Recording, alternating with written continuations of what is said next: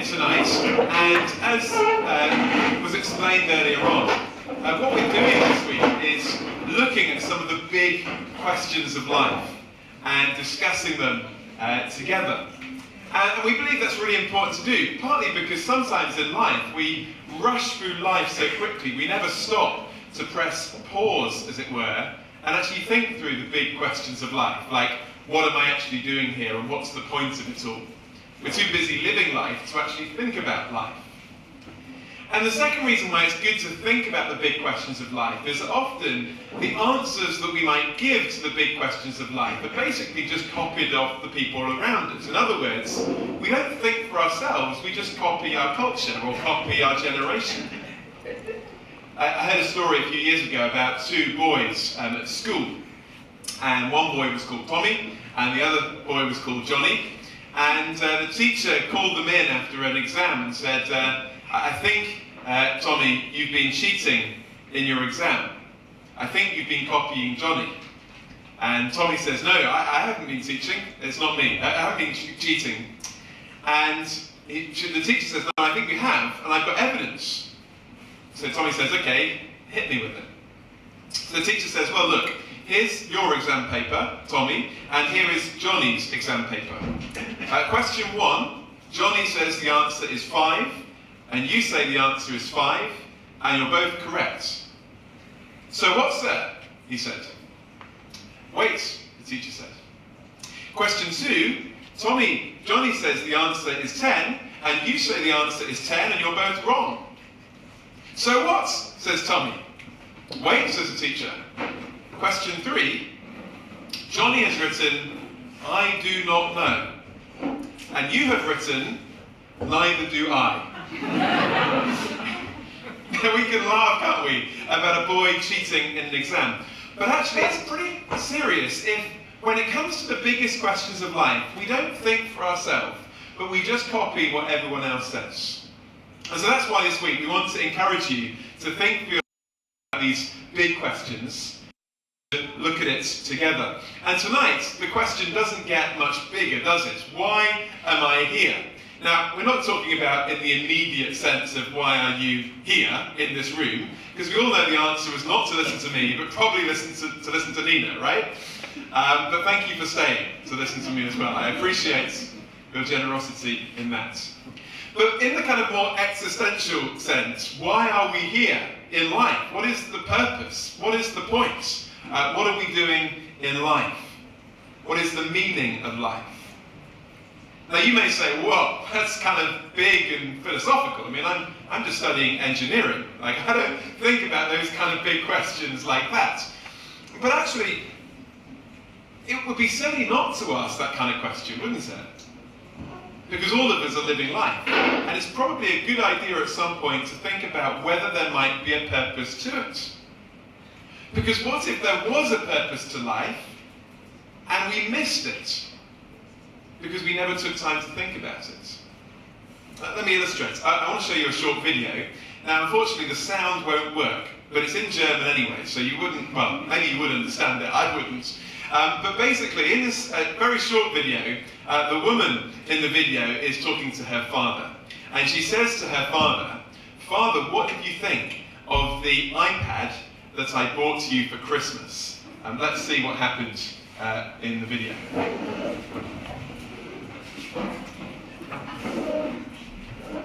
What did you think of the iPad that I bought you for Christmas? Good, he says.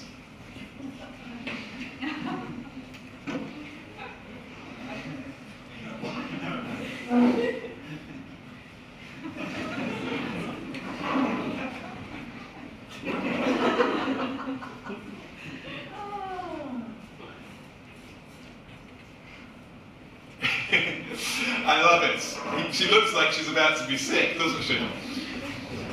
You see, in a sense, he had every right to use his iPad as a chopping board. He was very happy using his iPad as a chopping board. The only problem was that he had missed the much greater purpose for which that iPad was created, because he hadn't stopped to work out what it was all about. And could it be in the same way, without stopping to think about life, we could miss what life is all about? And we can create our own purpose without realizing the biggest purpose of all. So I think it's important to answer this question. I also think it's important to answer the question about meaning and purpose, because actually without a purpose to life, it is very hard to keep living life.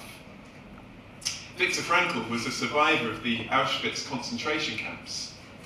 And afterwards, he went on not only to be a very successful psychiatrist, but also to write one of the best-selling books of the 20th century. It's simply called Man's Search for Meaning. And in it, reflecting on his own experiences in those horrific death camps, he realized this, that actually the one thing that can keep people alive in the most adverse of circumstances is a sense of purpose and meaning to life. And the one thing that can cause people to give up on life very, very quickly is the loss of any sense of meaning or purpose to life. So we all need meaning and purpose in life. And I guess the question that we might ask is, where do we find it? And one of the things I want to say at the outset is this. If there is no God, if we're living in a world where we're basically in a closed system with nothing outside of it, no God, no supernatural, it's actually very hard to talk about life as having any kind of ultimate purpose or ultimate meaning. I mean, if you think about it, we came about by accident from nothing, and ultimately we're heading towards nothingness. And there is this little blip in the middle that is called us and life and the universe. And we have to ask the question, if that is the whole story and nothing but that, talking about purpose or meaning or significance, it's kind of difficult, isn't it? And to their credit, some of the world's best-known atheists have actually admitted that. Listen to what Richard Dawkins, very well-known professor back in the UK and also a very outspoken atheist.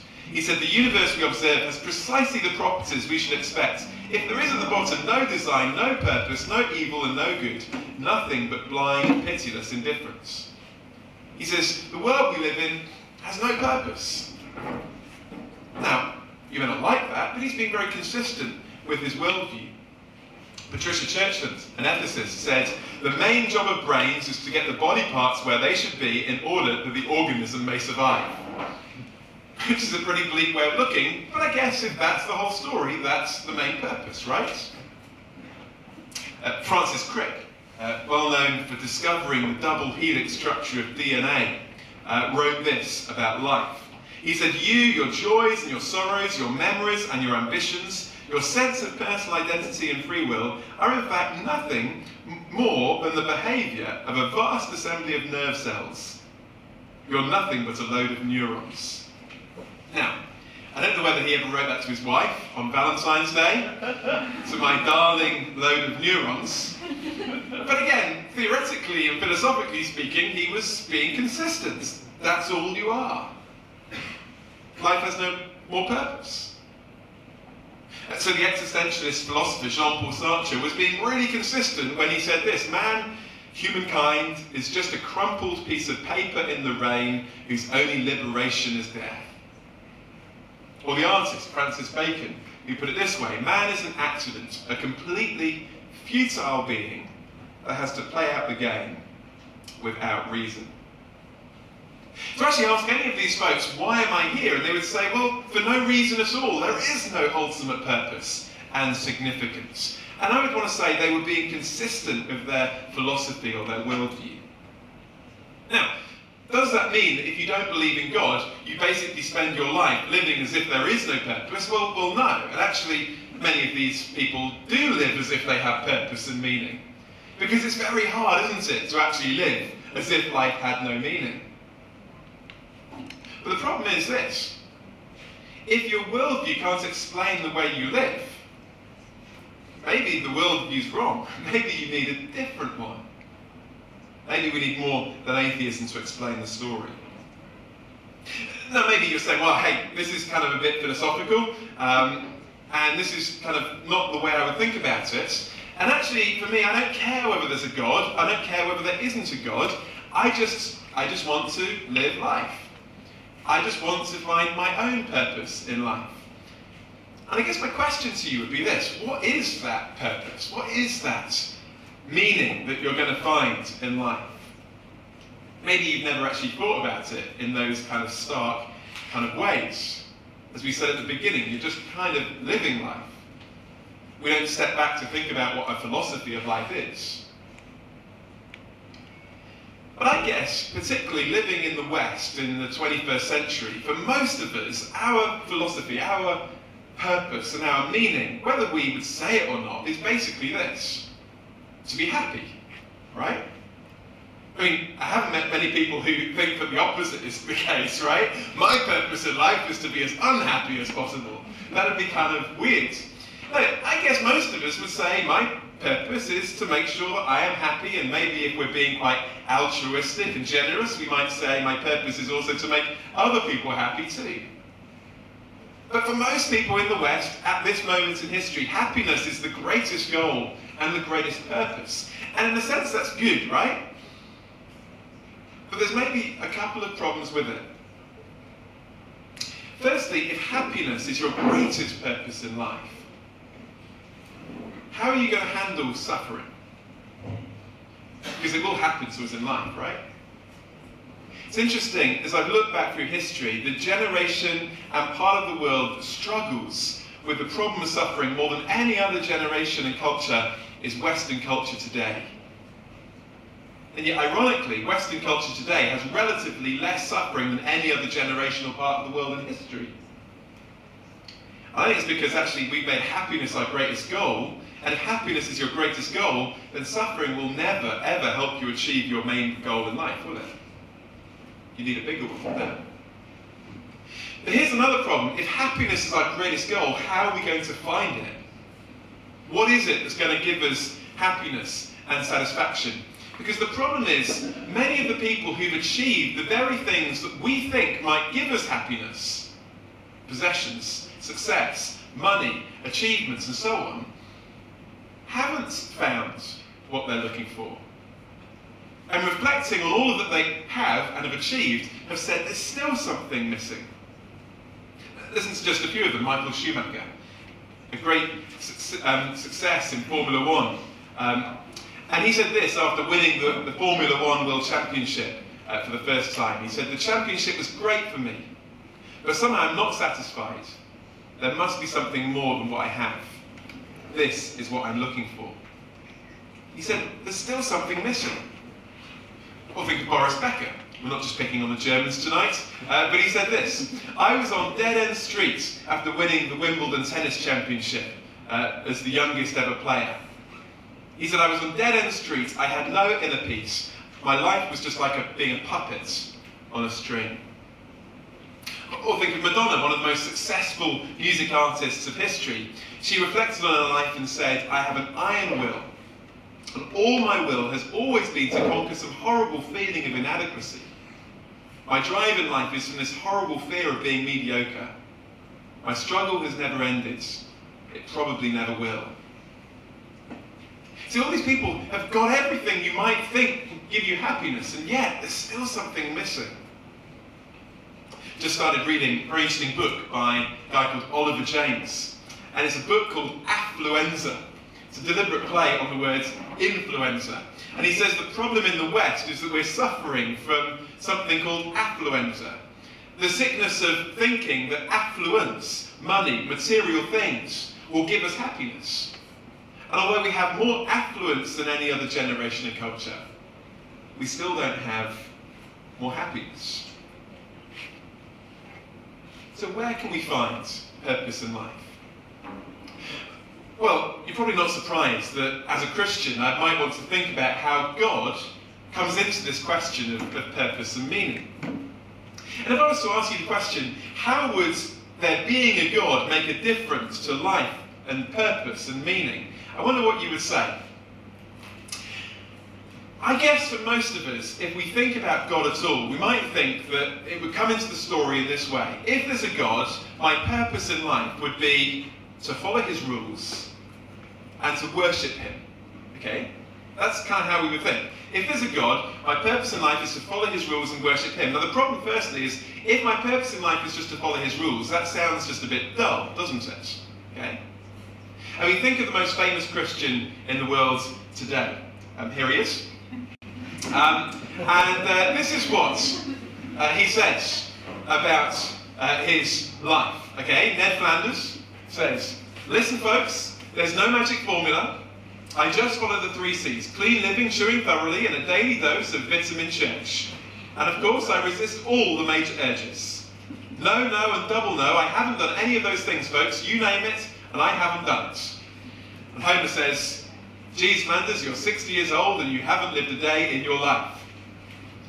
But that kind of represents how we might view the Christian life or the religious life. It's basically resisting all of the urges to all the kind of good things in life and restricting your fun. Which may explain why one church in America made this particular faux pas on their church sign: "Why be depressed alone? Come inside and join us." I'm not sure that's quite what they meant. But if my purpose in life is just to follow the rules, it seems like that would be the opposite of happiness, right? And if my purpose in life is just to worship God, well, one of the problems with that is it seems like God has some kind of ego problem, right? God's kind of like so insecure in who he is, he needs to create 7 billion people to make him feel better about himself and worship him. And so a lot of people kind of put 2 and 2 together and say, if that's who God is, I'm not sure I want in. I'm not sure that's for me. But maybe, just maybe, it's because we've misunderstood who God is and what he's like. See, actually, one of the most fundamental things the Bible says about God is this. Above and beyond everything else, it says that God is love. Which is a verse, a sentence in the Bible that says that. So the most fundamental or basic thing that a Christian would say about God is that God is love. And I guess the question might be, how can God be love? I mean, think about it logically. At one time there were no people, there was no world, there was no universe, there was nothing but God.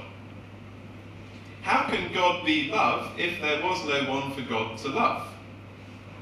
I mean, if you're going to be loving, you need to be able to love someone or something.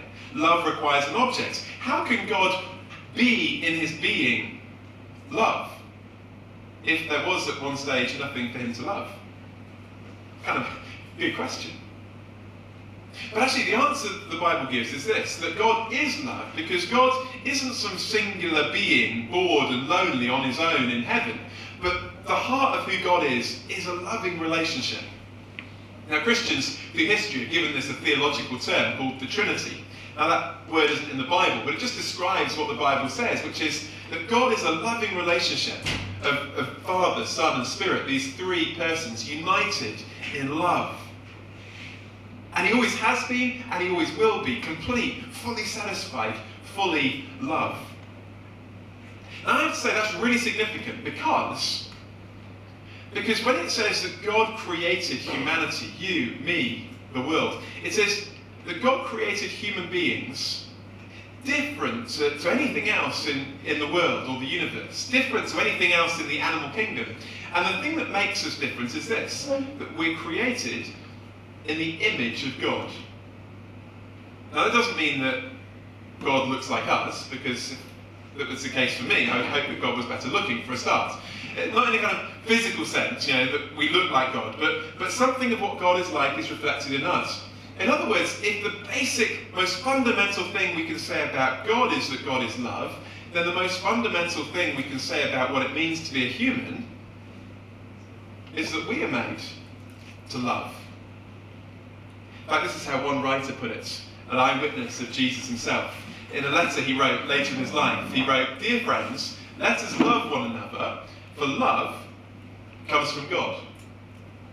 So he says, actually, you know why love is so important? It's because we're made in the image of a God who loves.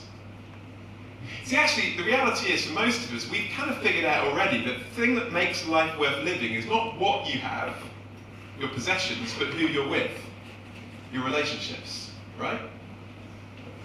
It's not about, how much you have. It's about whether you feel loved and whether you can give love. Now you might be saying, well, okay, I didn't need the Bible to tell me that. I mean, I just needed the Beatles to tell me that, right? All you need is love. I won't sing it to you. I mean, that's just basic, right? Well, yeah. Although actually the Bible explains why that is the case, I think better than any other worldview. But I think our problem is this. Our problem is not that we don't know that life is about love. We do. Our problem is that although we know that life is about love, often we don't feel loved. And often, if we're really honest, we don't always love ourselves, do we? Actually, the problem is, although we know that love is what life is about, often we can end up hurting the people that we're meant to love the most. And the people that are meant to love us the most have probably ended up hurting us, haven't they? Why does that happen? You know the singer-songwriter John Mayer? He's got a really interesting song called Gravity. And in that song, he asks this question. He says, "What makes this man with all the love his heart can stand dream of ways of throwing it all away?" He says, "Gravity, stay the hell away from me. Gravity has taken better men than me. Just keep me where the light is." I think it's a profound insight, because what John Mayer is saying is, I find all this love in my heart that I want to give and receive, and yet there's this other part of me, he calls it gravity, which I think is profound. He says, there's part of me that wants to just screw it all up and throw it all away. He says, I find part of me wants to love and part of me does the opposite. Is that your experience? I think it's generally human experience, isn't it? See, that letter that I quoted a moment ago goes on to say this. It says, everyone who loves has been born of God and knows God. But whoever does not love does not know God, because God is love. And so actually I reckon that one of the issues here is that maybe if we're struggling in the love departments to give it and to receive it, maybe it's because we've become detached from the source of it. That doesn't mean we can't at all.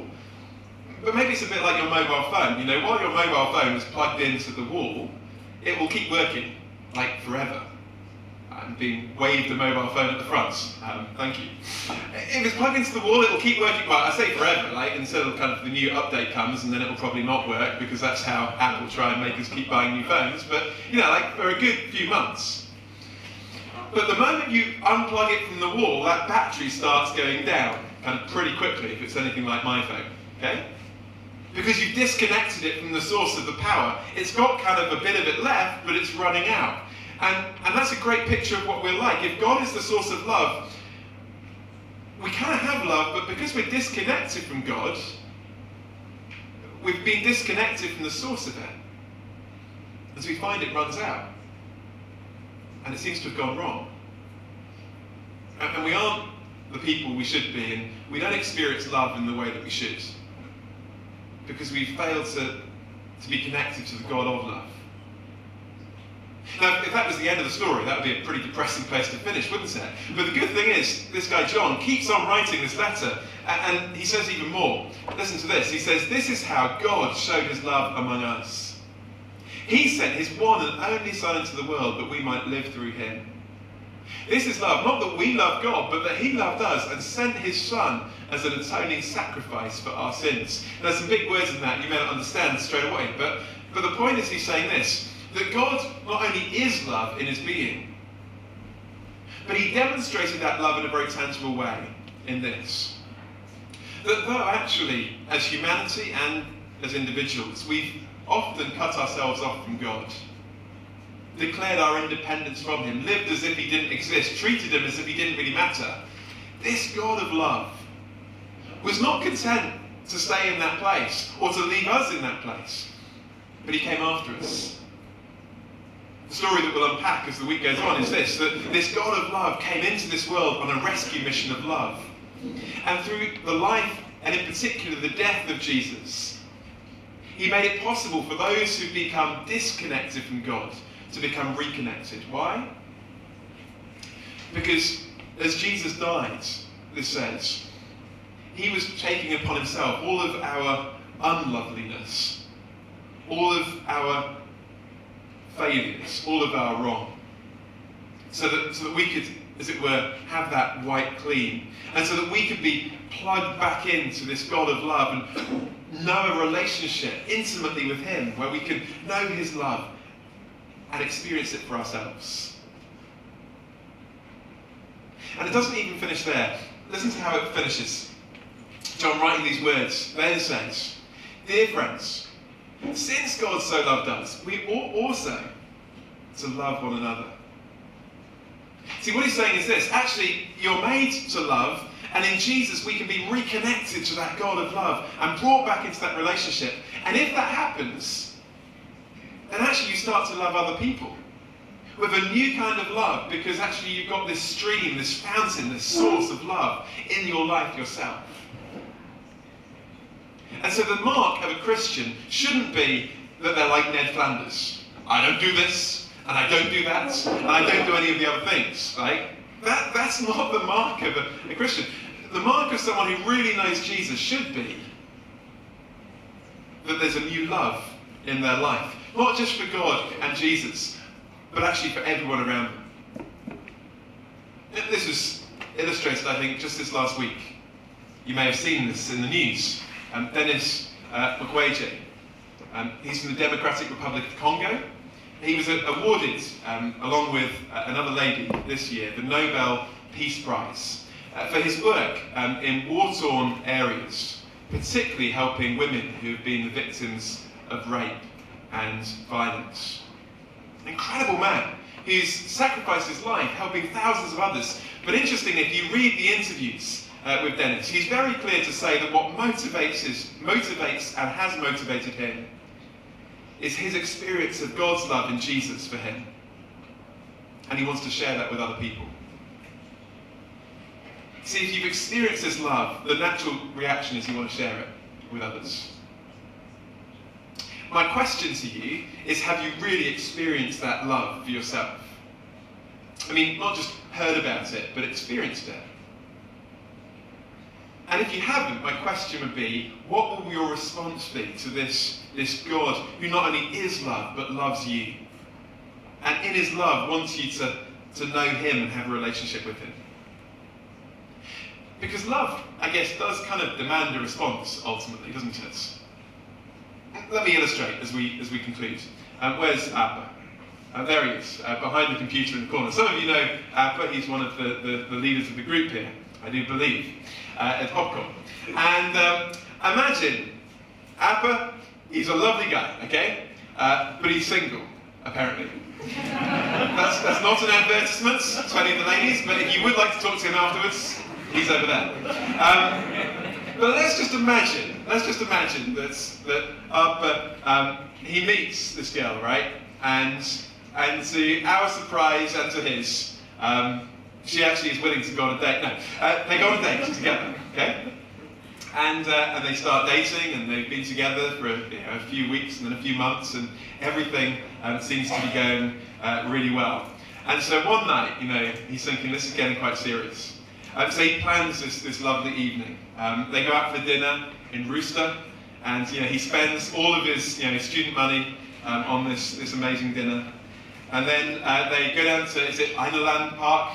And they have a kind of romantic walk in the dark. And the northern lights have just started kind of flickering overhead. He ordered them just for this moment. And as they're walking along with the northern lights dancing above their heads by the river, he just turns to this girl, and he gets down on one knee and he says, "There's something I've just been wanting to say for a long time, and that is, I really love you."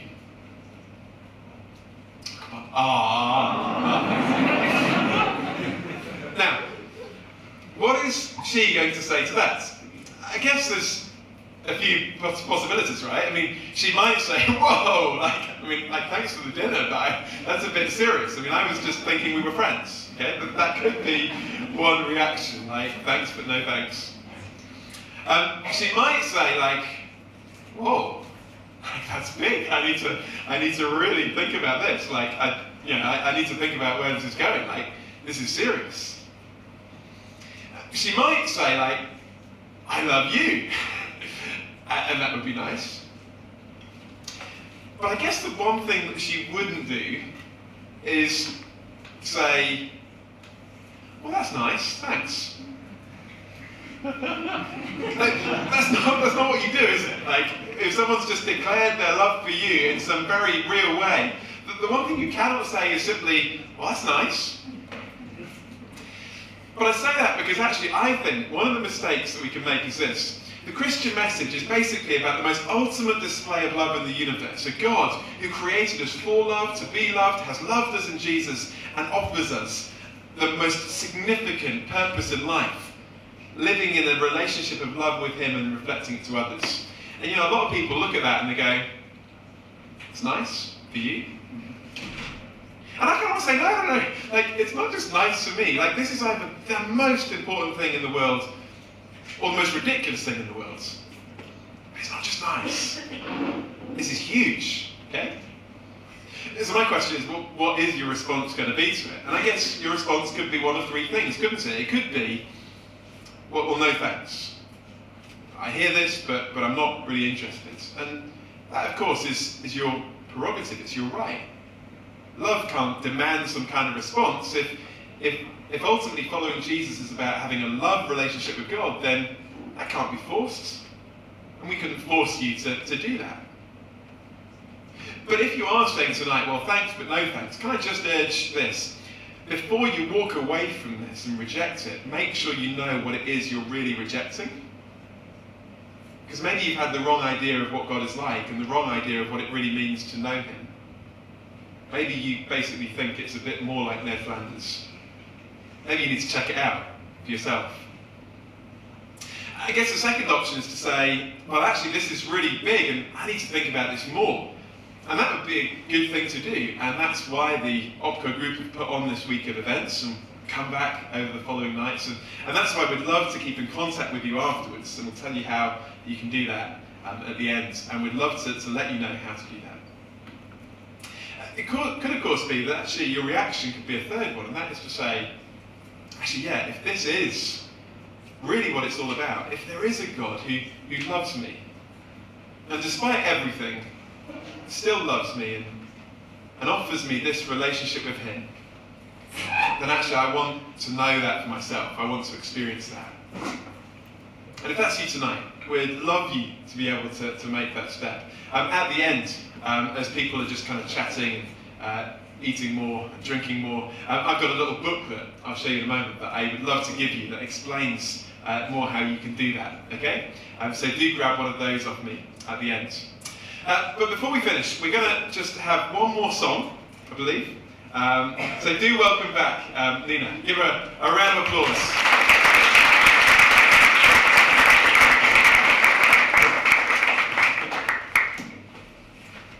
And maybe this song will give us a chance to reflect on what we've heard. Maybe you want to think now about the questions that you want to ask in a moment. But just take this time to reflect, to think, and then there'll be a short break afterwards where you can chat and you can text, or you can write down your questions and so on. But do listen and enjoy.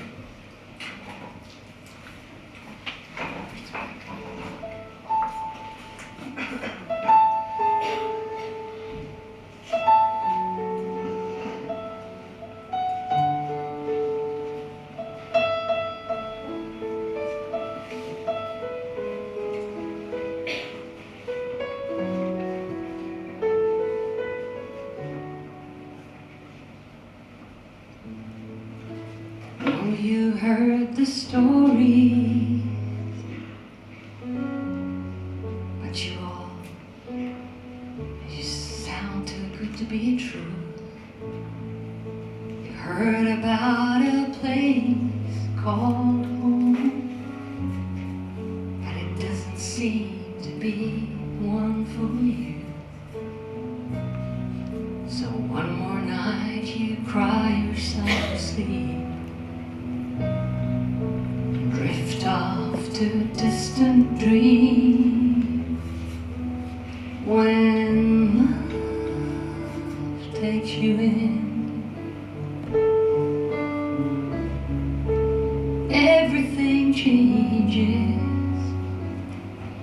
The loneliness ends and a new life begins. When love takes you home,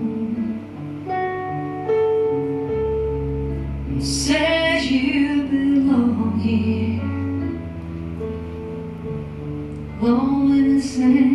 close and a new life begins when love takes you in.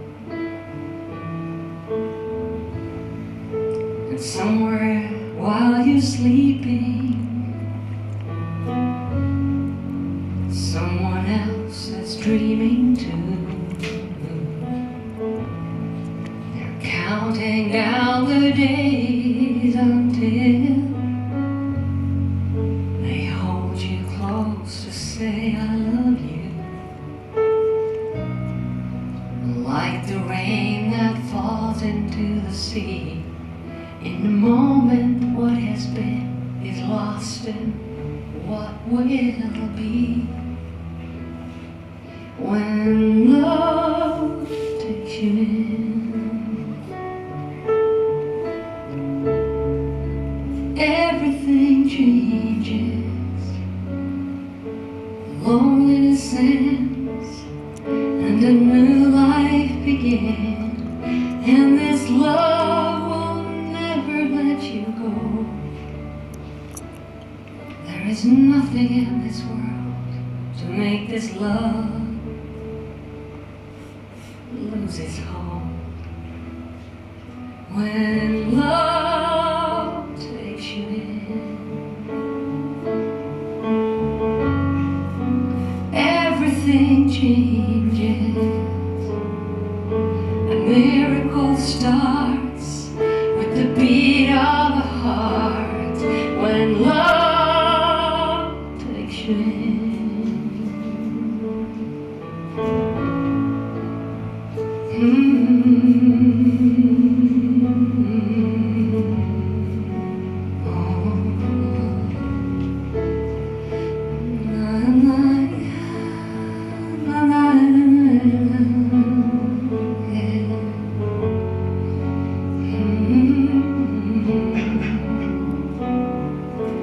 Loneliness ends and a new life begins. When love takes you in.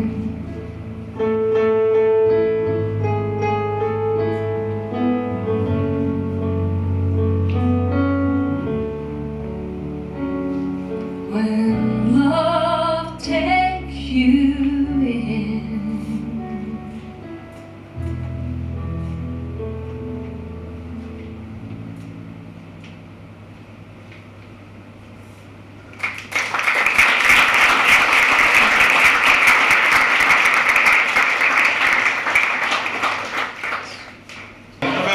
Was, is life with Jesus worth it?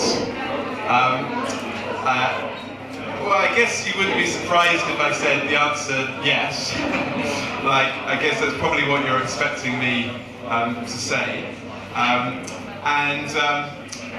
Actually, in many ways, it would be quite easy for me to say that, wouldn't it? Because you might say, well, actually, following Jesus in many parts of the West, it's kind of like easy. You may end up in a bigger social network, so that would be kind of a benefit.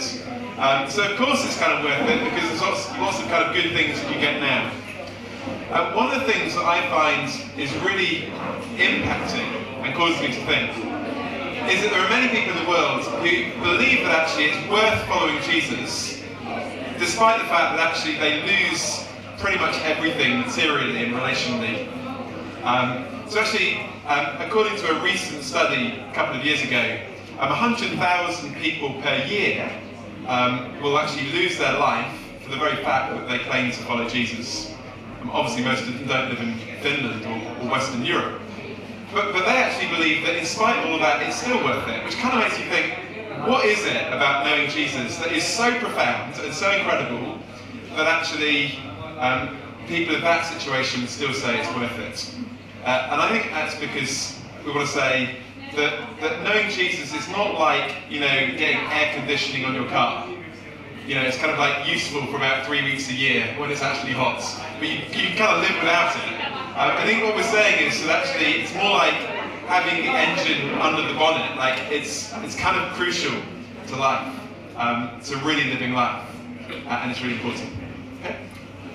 The next one is how to know that the Christian God is the right one, the real one. Yeah, that's a really good question. Let me let you into a bit of my story. I grew up in a city called Leicester in England. Has anyone heard of it? If you're into football, you must have heard of it because they won the Premiership the other year and it was like worldwide news. It was great. Congratulations. Thank you, thank you. I didn't actually support them, that was the problem. But I did when they won. I thought, you know, if anyone can support them, I should because I come from there. Anyway, I grew up in Leicester. It's famous not only for winning the football Premiership against all the odds, but it was also the first city in the UK to have what we might call an ethnic majority. In other words, there were more people from different ethnic backgrounds than from a kind of white British background. And that meant that it was incredibly diverse, not only ethnically but religiously. So in my class at school, actually by saying that I was a Christian, I was very much in the minority. And there were far more Muslims, Hindus, Sikhs, atheists, etc. in my school than those who would have called themselves Christian. In fact, out of a school of 1,000, I was one of 3 who would have said that. And so that kind of presented me with a question, which was, am I simply a Christian because my parents happened to be Christians and that was the kind of the lot that I drew in life? Or is there a more profound reason for following Jesus as God than simply the fact that I happened to be born in the home that I was? And that set me on an investigation as a teenager, which actually has continued through life, and that is it really true? And the difficulty when it comes to lots of religious claims about God is it's very difficult to answer that question because ultimately they're based on philosophical claims that can't be verified. I mean, how would you verify the claims of Buddhism? They're a philosophy that you could accept or reject, but they're not based on kind of any evidential basis that you could test in that sense. I mean, even the claim of Islam that Muhammad was the prophet of Allah and went into a cave and received the words of Allah is not a claim that you could kind of evidentially investigate because no one else was in the cave. It was an isolated individual event. But I would say that the claims of Jesus are different and unique in the sense that they are claims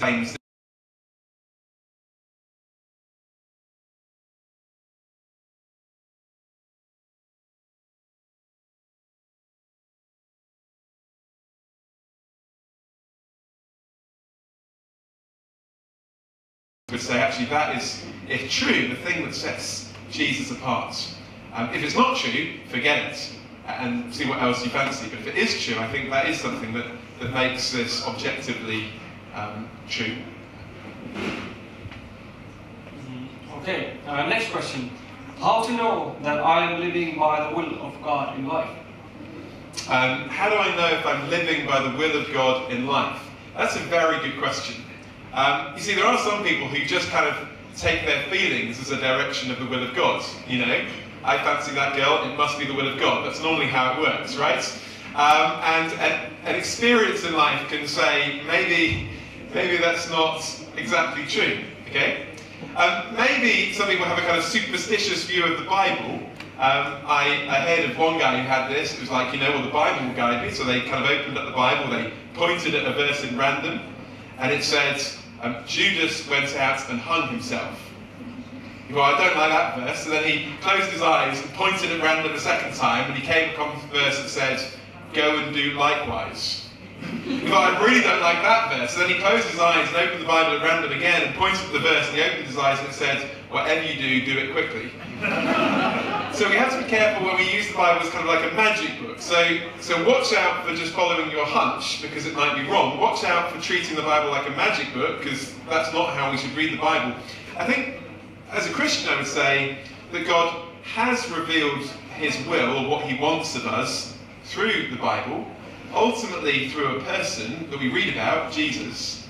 And as we get to know, ultimately, Jesus, that's kind of what we get to know what he wants for us. And what I've discovered is, because being a Christian is not about following rules, but about having a relationship, God's will for us isn't a list of rules, don't do this, do that, don't go there, go here. It's more about getting to know God, And as you get to know someone, like, it will change your life, and you will start to do different things. I mean, you probably noticed that if you've noticed a friend who's been single for a long time starts a relationship. I mean, they start doing all sorts of weird things they didn't used to do. Why? Because they now love someone. It's kind of the same, but obviously in a different way when it comes to God. If you get to know God and you get to love Him and you get to know what He's like in Jesus, then you start to want to live life differently as a result. Is there only one way to heaven? And what do you think are Orthodox, Catholics and others going to hell? Well, good question. Is there only one way to heaven? What do I think about Orthodox, Catholics and everyone else? Are they going to hell? Of course, if I was to say tonight, following Jesus in the way that I've outlined tonight is the only way to heaven and everybody else is on the way to hell, then that sounds incredibly arrogant, doesn't it? Incredibly arrogant. I mean, like, what about these people? Is it just because they lived in the wrong part of the world, or they got born into the wrong kind of family, and so on? That does seem ridiculous. That God would say to someone, you're going to hell because you just signed the wrong religion on the census, or you were the wrong type of Christianity, even. Actually, the thing that the Bible says that would ultimately separate us from God is not the religion that we pick or don't pick. The thing that separates us from God, to use the Bible's words, is our sin. Now, actually, that basically is just a word that is talking about the stuff in our life that's wrong, that we know that's wrong, the stuff that not only cuts us off from other people, but ultimately cuts us off from God Himself. Now, the thing is this: if through religion alone I could overcome the problem of that sin, that stuff in my life, whether it's following the 5 pillars of Islam or the 12-fold path or whatever, if that was enough to overcome that obstacle, then ultimately Jesus didn't need to come into this world and He didn't need to die because, well, I just need to try harder and follow a set of rules. And I think it was because actually God knows that our efforts alone are not enough, that actually He wanted to offer Jesus as a way by which we can come to know God. And then offer that to everyone. And so notice tonight, we haven't been advertising a form of Christianity or a brand of Protestantism. We've been advertising Jesus. And there's a big difference between those two things. Jesus is for everyone. And the joy of my life and the last few years is that I've got to travel around the world and meet people from vastly different cultural backgrounds who go to very different kind of expressions of church, particularly, but who really love Jesus, and that's really what it's about. Okay? Thank you. Someone's asking for a little piece of advice. Okay. What would you say about God or love to someone who lost a loved one suddenly? What would I say about the God of love? I guess that's one of the most profound questions. We really, to do it justice, would need a whole evening on that subject, and sadly we don't have a whole evening on that subject.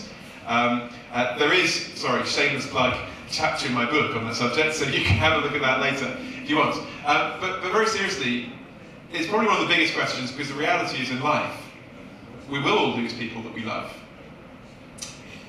And often, in our experiences of the different circumstances of life, we can be caused to doubt either the love of God or possibly even the very existence of God. There's 2 things I would say. Firstly, can I say 3 things? Firstly, the very fact that we are grieved by death and suffering in the world, in a sense, doesn't point away from God but points to Him. You see, think of it the other way. If there's no God, and the world is, as Richard Dawkins described, we looked at earlier, a world where there is blind, pitiless indifference, no purpose, no good, no evil. Why do we get so upset about death? Why are we so upset about evil? Why do we grieve so much in the face of suffering? This is just the way the world is. So the fact that we find suffering so horrible is a reflection of what the Bible says, which is there is something wrong with this world.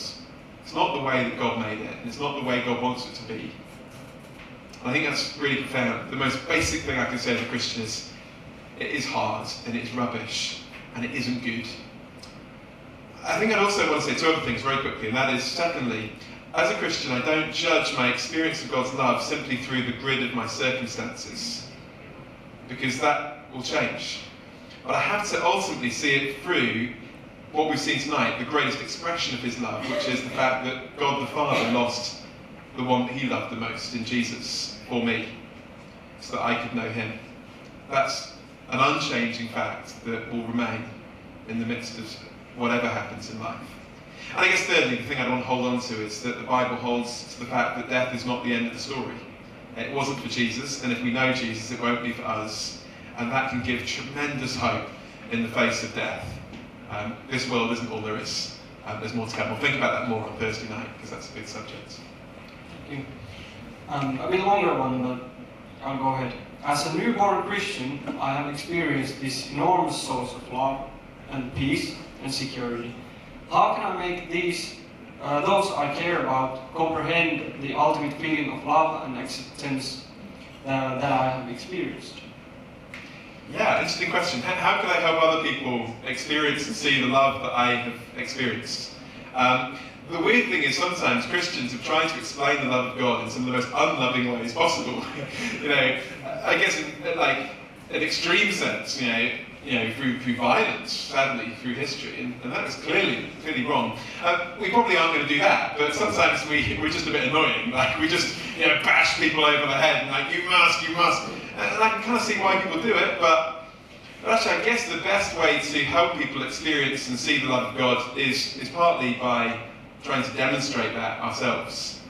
And so one of the things in the very few first decades of the Christian church that compelled people to investigate the Christian faith in the first century was this profound and countercultural love that these Jesus followers had.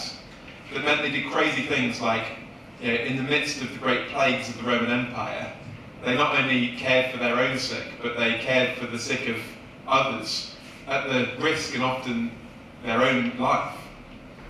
And people looked at this and said, what is it that makes these people so profoundly loving they're willing to sacrifice their life to care for people they don't even know? And so I want to say, actually, our acts of love, in one sense, can go a long way to that. But actually, we also want to explain it, which is why a week like this is helping people, hopefully, to understand where that comes from, what the source of that kind of love is. So I guess I want to say two things. One is demonstrate it by the way you live. And secondly, gently try and help people see where that comes from and explain it to people. All right, thank you, Michael. That was actually the last one. Oh, great. Thank you.